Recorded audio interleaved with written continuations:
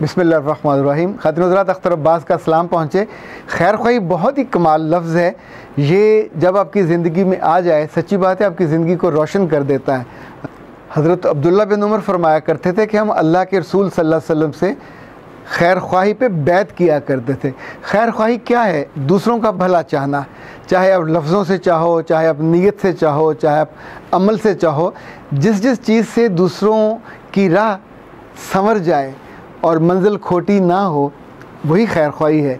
मुझे मेरे रब ने बहुत सालों से मौका दिया लोगों से मिलने का, हर उम्र के लोगों से मिलने का, उनके मसाइल सुनने का। यानी आप यूँ समझें कि एक आम आदमी जिन चीज़ों के बारे में तसव्वुर भी नहीं कर सकता, आपके पास वो चीज़ें सामने आती हैं, मुनकशिफ होती हैं, और सामने बैठ के बात करने वाला यूँ बात करता है कि अपनी माँ से भी नहीं कर सकता, अपने सगे बाप से नहीं कर सकता। हमने गुज़श्ता दिनों इस हवाले से भी बात की कि बाज़ बच्चे और बच्चियाँ ख़ास तौर पे जिन्हें सेक्स के हवाले से प्रॉब्लम होते हैं, तो जब उससे बात की तब भी मेरे जहन में एक हदीस थी। अल्लाह के रसूल ने फरमाया था कि अगर तुम में से कोई मुझे दो जबड़ों के बीच में रहने वाली इस चीज़ की ज़मानत दे और दो रानों के बीच में जो उज़्व है उसकी ज़मानत दे, तो मैं तुम्हें जन्नत की ज़मानत देता हूँ।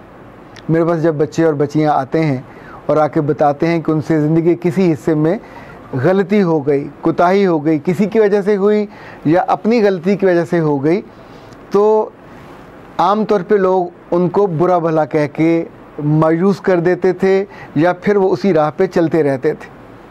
पर जब जब बच्चे आए जिनके बारे में जिस प्रॉब्लम था, उन्हें रहनुमाई देने का मौका मिला, तो कुछ और ऐसी चीज़ें मुनकशिफ हुई कि जिनके बारे में पहले सोचा भी नहीं था। मैं ऐसे घरों को तो जानता था कि जिनकी जो ज़िंदगी है, ख़ास तौर पे जिसको अज़दवाजी ज़िंदगी कहते हैं, वो बिल्कुल नाहमवार थी, नाखुशी से भरी हुई। पर मैं ये नहीं जानता था कि उस नाखुशी की वजह क्या है। पर अब जब जब उन वजूहात का पता चलना शुरू हुआ और फिर कुछ लोगों ने आके बताया कि हमने अपनी वालदा से कहा है कि मेरी शादी मत कीजिए, या मैंने अपने वालिद से कहा है कि मेरी शादी मत कीजिए। देखिए, वो बच्चे दिखने में पूरे हैं, मुकम्मल 6 फुट के, पौने 6 फुट के, उनका वजूद भी पूरा है, दिखने में भी खूबसूरत है, सारे काम करते हैं। पर होता है कभी कभी, जैसे बाज़ लोगों की जिस्म में 6 उंगलियां आ जाती हैं, तो वो कोई सज़ा नहीं होती। इसी तौर पे जिस्म का कोई हिस्सा कम हो गया या ज़्यादा हो गया, तो अगर किसी इंसान के, किसी मर्द के जिस्म में जिनसी उज़्व का साइज़ छोटा रह गया या वो वहाँ ना होने के बराबर हुआ, तो उसमें उसका तो कोई कसूर नहीं है। ना उसको शर्मिंदा करना चाहिए और ना उस पर जुल्म करना चाहिए, और ना ही उसे उसकी फेस सेविंग के लिए किसी बेचारी को उसकी ज़िंदगी में ला के, चाहे वो खाला की बेटी हो, चाहे फुप्पो की या मामू की बेटी हो, कि चले वो तो नहीं बोलेगी, लेकिन उस पर जुल्म नहीं करना चाहिए। अब जब जब इन नौजवानों को इल्म हुआ कि ये ज़िंदगी का हिस्सा है और हमें शर्म के बिना भी जीना है, हमें डरे बिना भी जीना है, तो कुछ ने बाकायदा अपने वालिदैन से माजरत की कि मेरे साथ निकाह का मामला ना कीजिए, मैं उसको निभा नहीं सकूँगा। इसी तौर पे खातिन हज़रात, बच्चियों के साथ भी ये मामला होता है। तो जुल्म नहीं करना चाहिए, चीज़ों को जानना चाहिए, जांचना चाहिए। जब बच्चा छोटा होता है, बच्ची तो हमेशा ढांपी होती है, पर बच्चा जब ग्रो कर रहा होता है तो माँ को आम तौर पे इल्म होता है। अगर उस वक्त उसे कोई कमी और कजी नज़र आ जाए तो फ़ौरन डॉक्टर से रुजू करना चाहिए। अभी तो मुझे एक अमेरिका से एक हमारी ख़ातून ने, जो बहुत शौक़ से हमारे प्रोग्राम देखती हैं, उन्होंने न सिर्फ उन डॉक्टरों के बारे में बताया बल्कि पूरी डॉक्यूमेंट्री भिजवाई कि जिनके जो उज़्व नहीं होते तो डॉक्टर उनको ऑपरेट करके अंदर से जो वेन्स हैं उनको निकाल के कैसे वो उज़्व बना देते हैं। इसी तौर पे जो जिन्स एक से बदलने का दूसरा, हमारे लिए वो अचंभा होता है, हैरत होती है, पर उनके यहाँ, डॉक्टरों के यहाँ ये बिल्कुल मामूल की चीज़ है। वो ऐसे बच्चों और बच्चियों को हेल्प आउट करते हैं, और जिस चीज़ का उनमें ज़्यादा हो, लाइक मेल अगर ज़्यादा है तो उसको मेल बना देते हैं, फ़ीमेल ज़्यादा हो तो फ़ीमेल बना देते हैं।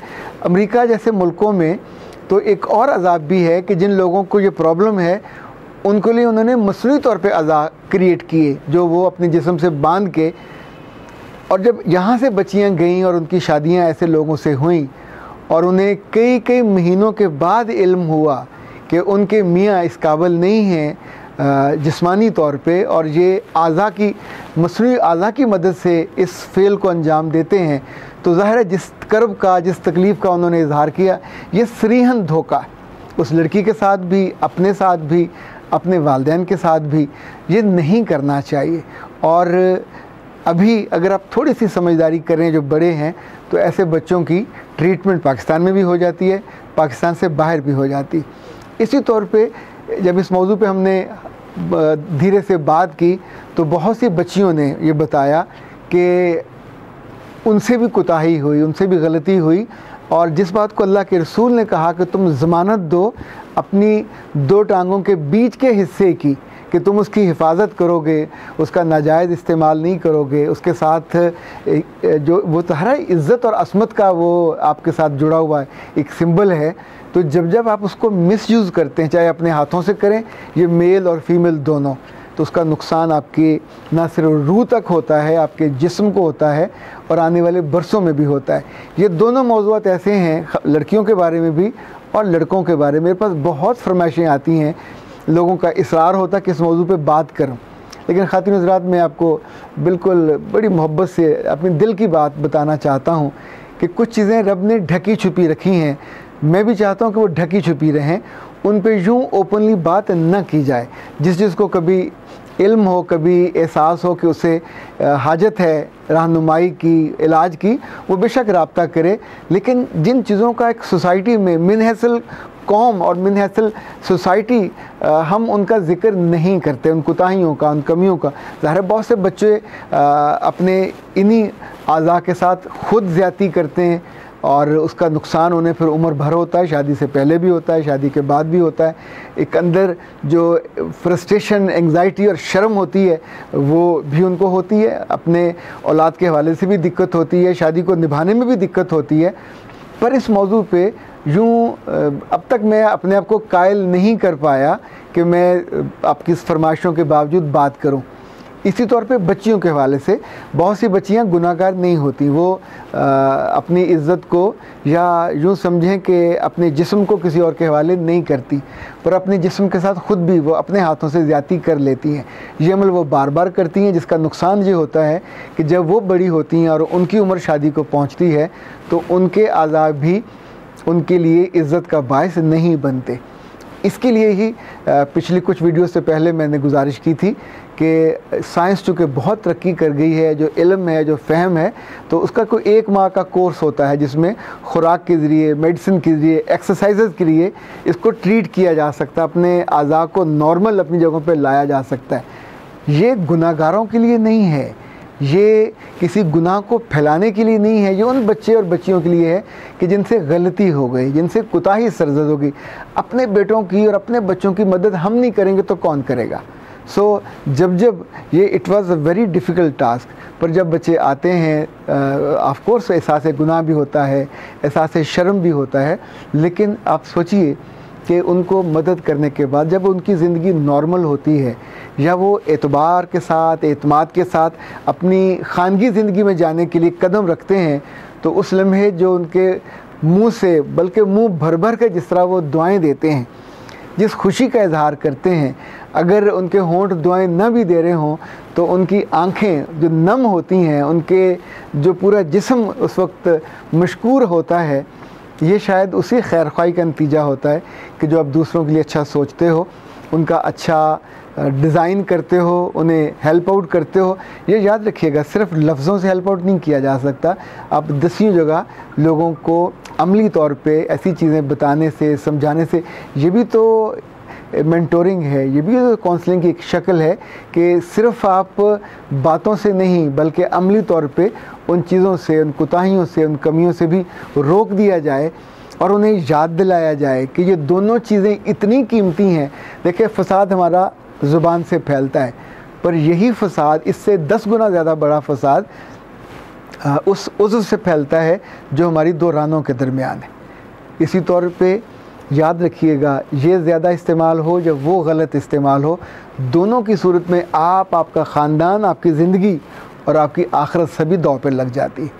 इसीलिए अल्लाह के रसूल ने यहाँ इतनी बड़ी ज़मानत दी, साथ ये भी फरमाया कि अगर कोई नौजवान अपनी जवानी के दिनों में जब गुनाह के ऐन किनारे पे हो और गुनाह करने वाला हो, जिनसी गुनाह करने वाला हो, और वो रुक जाए और अल्लाह के खौफ से, तो मेरा रब उसको क़यामत वाले दिन उन 6 तरह के लोगों में रखेगा कि जिनको अल्लाह के तख्त का साया मैसर होगा।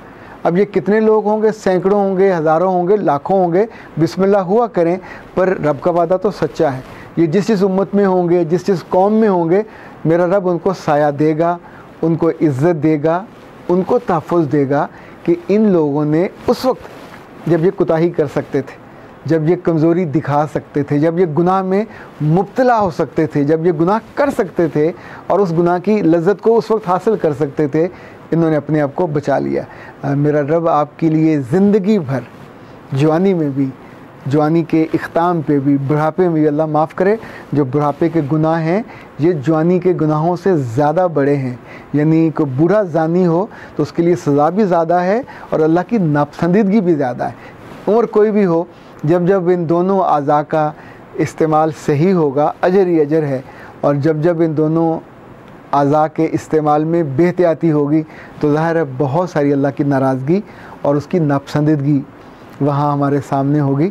अल्लाह इन बुरे अमाल से, बुरे रास्ते से और बुरे अंजाम से हम सबको महफूज रखे। अख्तर अब्बास को इजाज़त दीजिए। अस्सलाम वालेकुम।